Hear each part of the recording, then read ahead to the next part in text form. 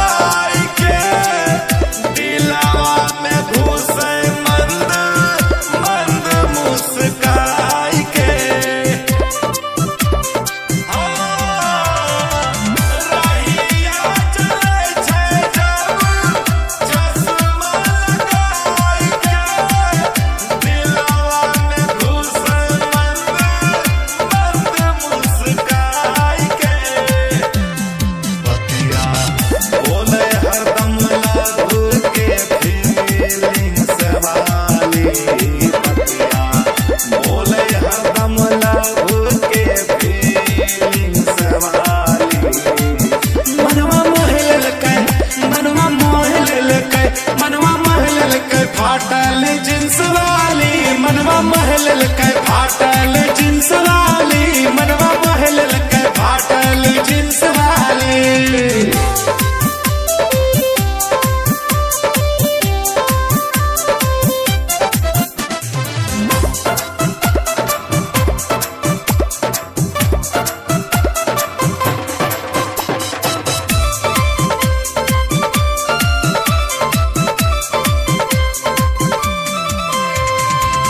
शिवम छैला के दीवाना बनले के दोनों के दिलवा में हलचल मचले के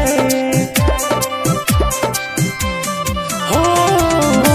शिवम छैला के दीवाना बनले के दोनों के दिलवा में चल मचल के बतिया करे सबसे डबल मीनिंग्स वाली बतिया करे सबसे डबल मीनिंग्स वाली।